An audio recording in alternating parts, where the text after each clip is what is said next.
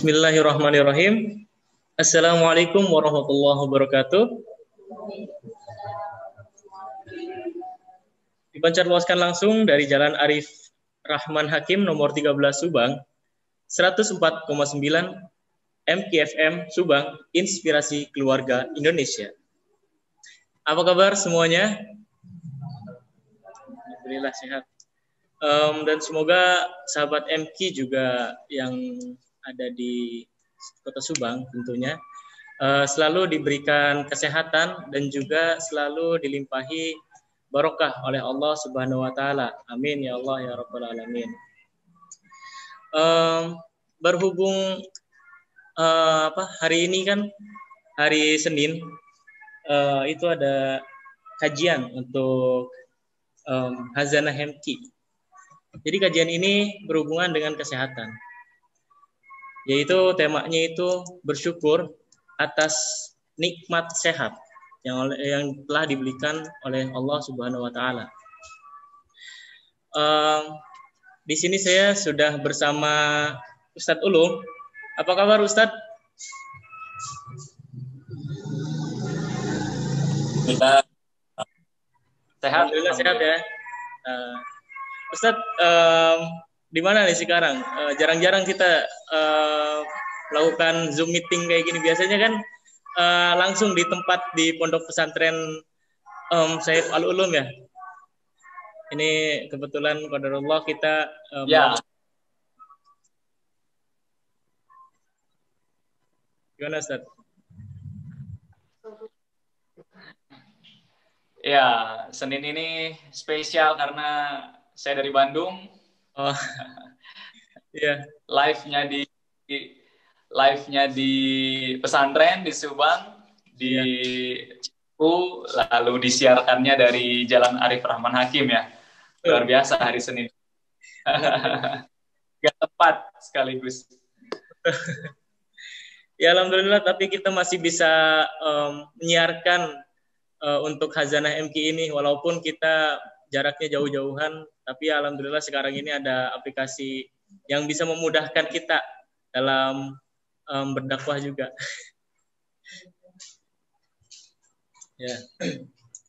Ya, untuk selanjutnya saya mungkin akan memberikan kesempatan untuk Ustadz memberikan kajiannya seputar bersyukur atas nikmat sehat yang telah diberikan oleh Allah Subhanahu wa taala. Monggo Ustadz untuk kajiannya.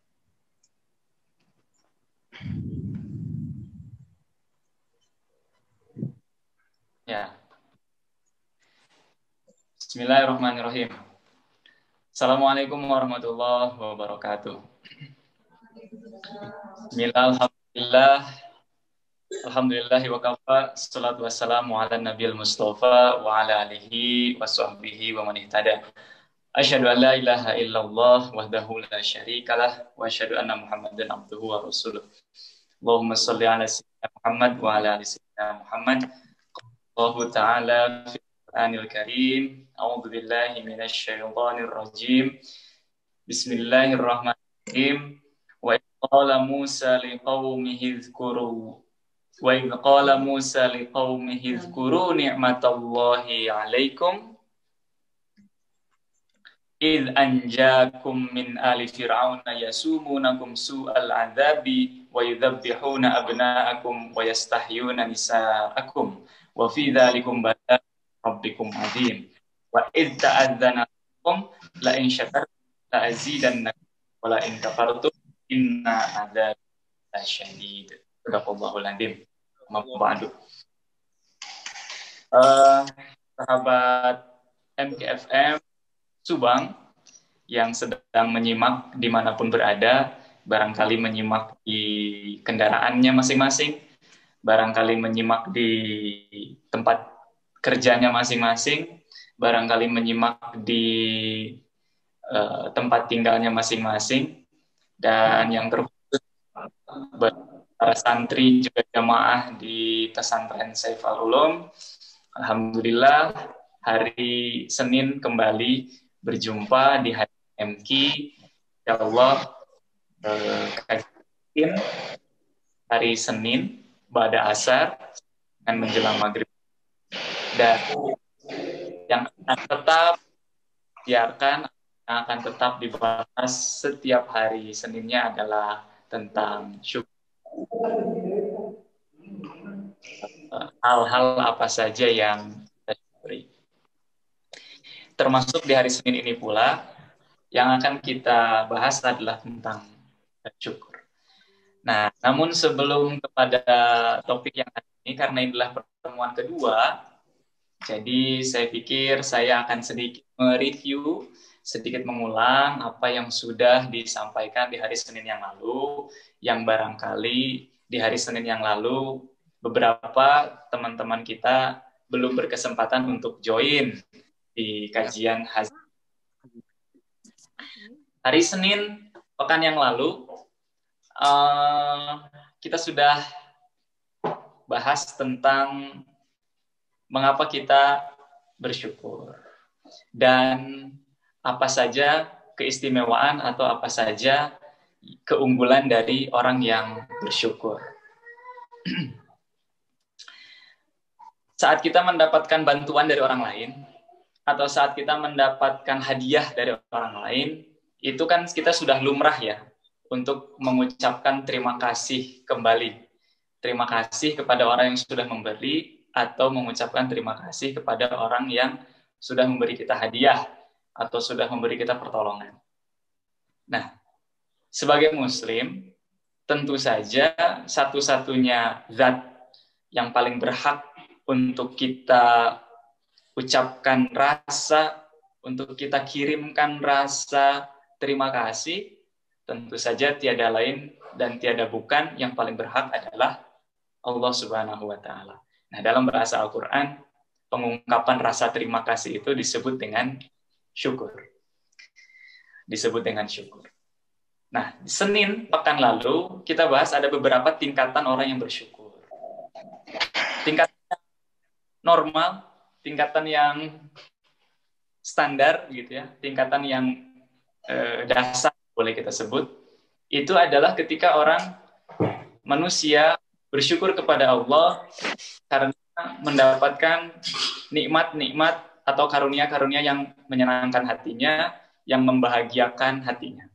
Jadi merasa mendapatkan rezeki yang datang tak disangka-sangka, misalkan kemudian orang ini mengucapkan syukur alhamdulillah, mendapatkan tambahan kenikmatan, tambahan karunia, itu setelah mendapatkan itu kemudian bersyukur.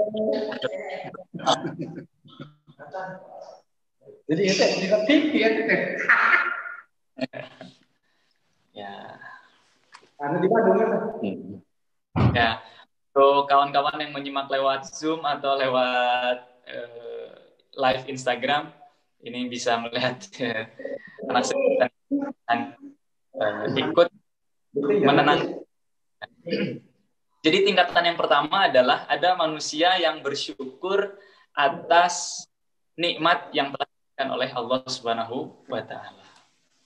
Tentu saja di bawah dari orang yang standar ini, level bawahnya adalah orang yang tidak tahu terima kasih. Orang yang tidak tahu syukur, sudah diberikan banyak kenikmatan oleh Allah, tapi tidak juga mau bersyukur. Ini tentu ada di level bawah dari orang yang kita bahas di awal tadi. Yaitu ketika mendapatkan nikmat, sesuatu yang menyenangkan hati, membahagiakan, dia bersyukur.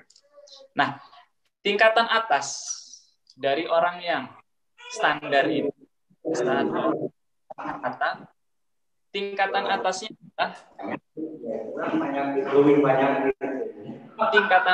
adalah ini orang bersyukur, ya, sudah mampu bersyukur meskipun kejadian yang menimpa dirinya, meskipun kejadian yang melekat atau peristiwa yang terjadi kepada dirinya adalah peristiwa-peristiwa atau kejadian-kejadian yang membuat hatinya berat, membuat hatinya sakit, atau dia merasa beban, merasa problem atau masalah. Nah, manusia-manusia tingkat atas ini, dia tetap bersyukur kepada Allah Subhanahu wa Ta'ala atas beratnya ujian, beratnya sakit, beratnya lelah, segala hal yang membuat hatinya tidak enak, dia tetap bersyukur kepada Allah Subhanahu wa Ta'ala.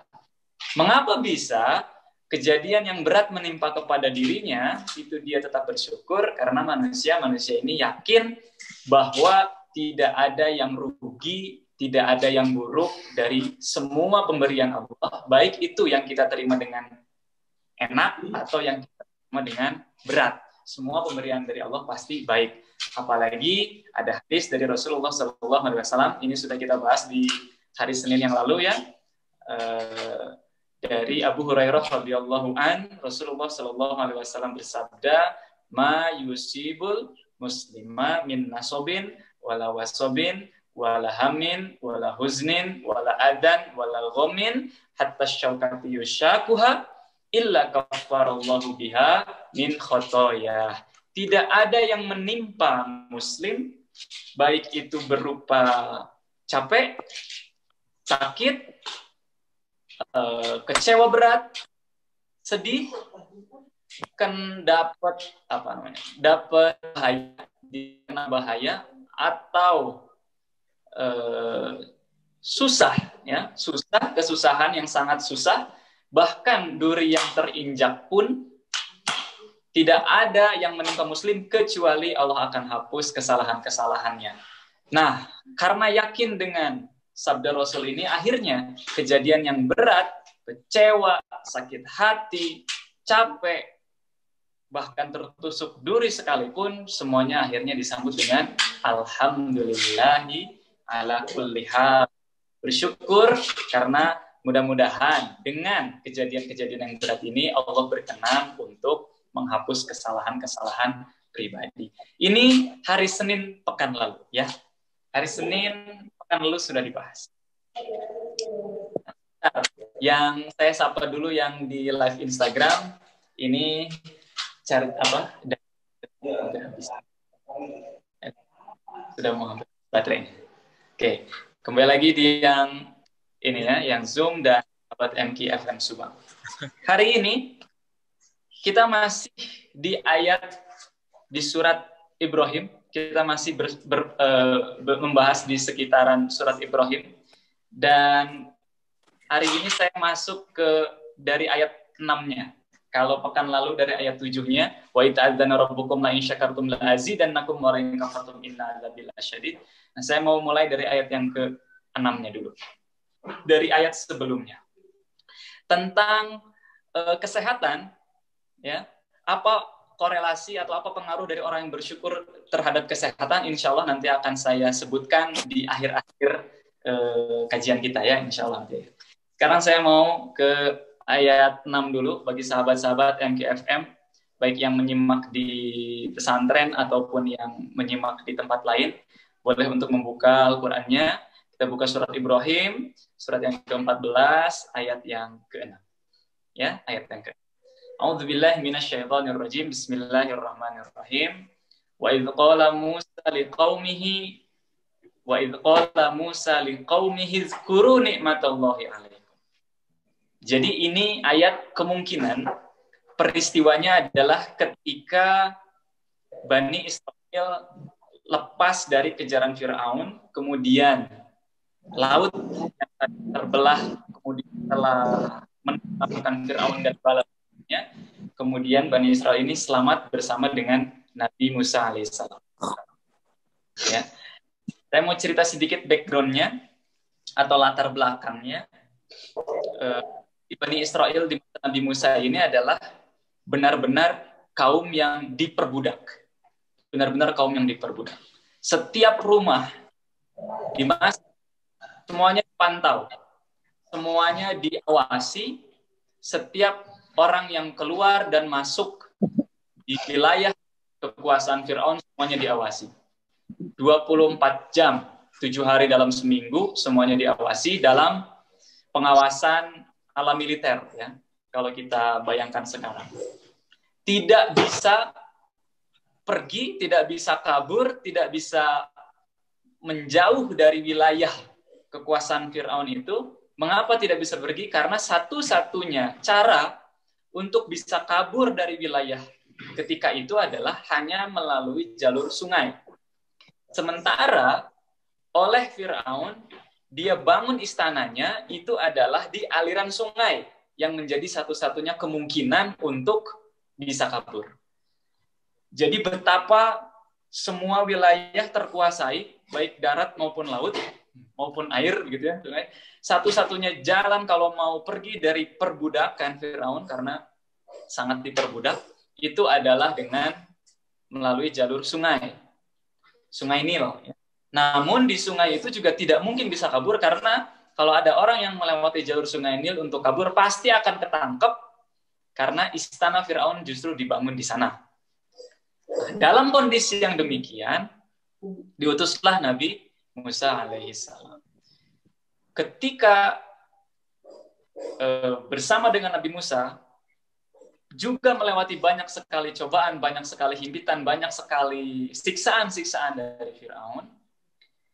Akhirnya Nabi Musa pun, singkat kisah, adalah mengajak Bani Israel ini untuk pergi keluar, dan jalurnya ternyata jalur darat, dan akhirnya terhalang oleh laut itu tadi.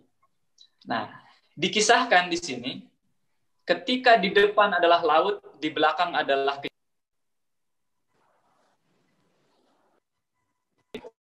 ya. Ketika di depan adalah laut dan di belakang adalah kejaran Firaun, itu dalam beberapa riwayat disebutkan kaum Bani Israel ini sempat-sempatnya bilang ke Nabi Musa begini, wahai Musa, gitu, sebelum engkau datang sebagai Rasul, kami sudah disiksa oleh Firaun. Sekarang engkau sudah datang pun, kami mendapatkan macam begini, peristiwa yang begini. Maju, tenggelam, mundur, dibunuh. Maju, tenggelam, mundur, dibantai. Apa bedanya? Lantas apa bedanya kedatanganmu? Sebelum engkau datang, sebelum engkau diutus, kami disiksa. Setelah engkau diutus pun begini keadaannya. Ini dalam beberapa riwayat ada dialog yang begini yang diucapkan oleh Bani Israel. Nah, kemudian keajaiban Allah datang. Allah berfirman kepada Nabi Musa, pukulkan tongkatmu. Tongkatnya dipukulkan, kemudian laut terbelah. Dan berhasil melewati itu, kemudian Firaun pun tenggelam. Kita semua sudah tahu kisahnya. Nah, ayat yang ke-6 ini kemungkinan terjadi atau muncul atau menceritakan setelah berhasil lolos dari kejaran Firaun, setelah berhasil melewati lautan di tengah padang pasir. Kita bayangkan ya, rumah jauh tertinggal di belakang sana, di belakang lautan. Ya, kalau yang punya barangkali sedikit harta sudah ditinggalkan di sana. Sekarang hari ini kondisinya adalah tidak punya apa-apa, tidak punya tempat tinggal, tidak punya bahan makanan, di tengah padang pasir. Kalau kata anak muda, hopeless, ya. Nggak ada harapan lagi untuk bisa hidup karena kondisinya adalah di tengah-tengah padang pasir. Nah, dalam kondisi begitulah kemudian Bani Israel ini mengeluh. Allah banyak sekali mengisahkan tentang kisah-kisah Bani Israel.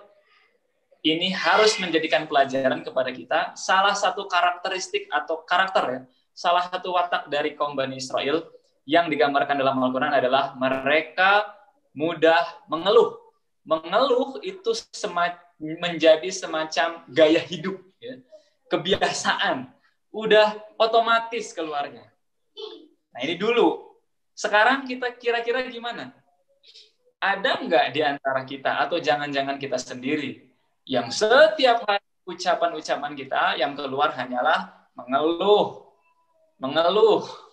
dan mengeluh. Hanya melihat yang negatif, dan negatif.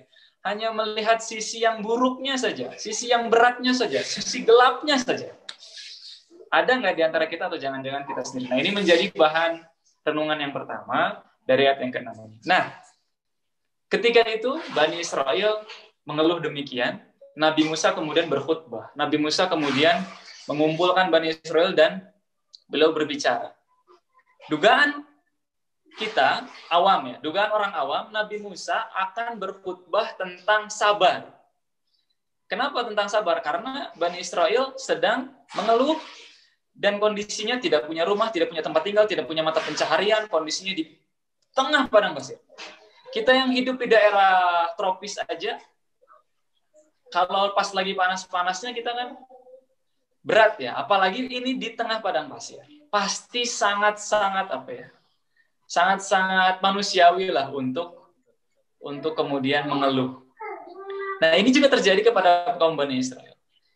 Orang awam mungkin akan menduga bahwa Nabi Musa akan berkhutbah tentang sabar. Sabar, sabar, sabar. Kita lagi diuji gitu ya, sabar. Orang awam mungkin begitu. Tapi apa yang disampaikan oleh Nabi Musa alaihissalam? Khutbah Nabi Musa kepada orang-orang yang hopeless, kepada orang-orang yang mengeluh, kepada orang-orang yang tidak punya harapan, ternyata khutbahnya adalah tentang syukur. Wa idz qala Musa liqaumihi zkuru ni'matallahi 'alaikum. Dan ingatlah ketika Musa berkata kepada kaumnya,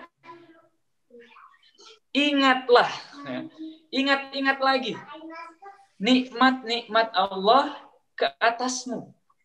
Jadi kehadapan orang-orang yang tengah mendapatkan musibah, tengah mendapatkan cobaan, justru Nabi Musa berkata, ingat lagi nikmat yang sudah Allah berikan kepadamu.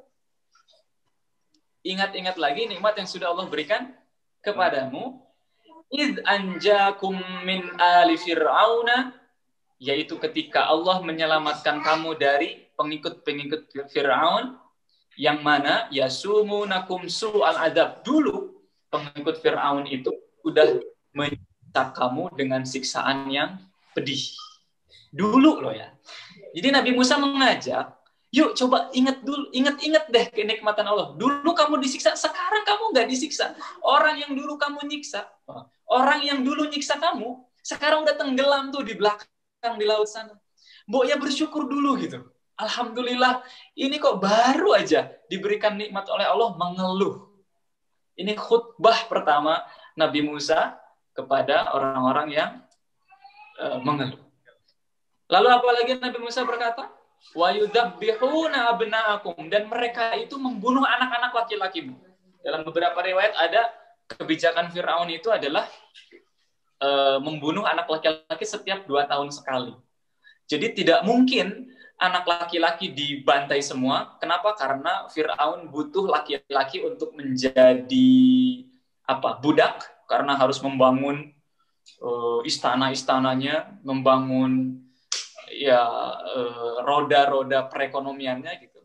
Tapi juga dia punya kekhawatiran kalau generasi laki-laki tumbuh, mungkin usia-usia awal bisa diperbudak, tapi kalau mereka sudah mulai bisa berpikir usia 20 tahun kah, 30 tahun kah, bisa terjadi perlawanan. Makanya dibuatlah kebijakan setiap 2 tahun sekali itu bayi-bayi laki-laki dibunuh. Wa yuzabbihuna abna'akum. Orang-orang yang dulu membunuh laki-lakimu itu sudah tenggelam di belakang sana. Wa yastahyuna nisa'akum, dan bahkan membiarkan hidup anak-anak perempuan. Jadi yang laki-laki dibunuh, disembelih, yang perempuan dibiarkan hidup. Wa fi dzalikum bala'um mir rabbikum adzim. Dan pada yang demikian itu sebenarnya adalah cobaan yang besar dari Allah. Nah, jadi Nabi Musa bukan berkhutbah tentang kesabaran, tapi Nabi Musa alaihissalam justru menyampaikan tentang syukur. Nah, ini renungan ya, gimana? Perlu masuk? Iya, alhamdulillah. Tadi kajian mengenai bersyukur itu berarti mengenai bagaimana kita agar menghindari sifat mengeluh itu seperti Bani Israel ya Ustaz ya. Ya. Mungkin setelah ini setelah ada pesan-pesan berikut, nanti kita akan melanjutkan kajiannya bersama Ustadz Ulum ini. Oke. Ya, baik. Silakan.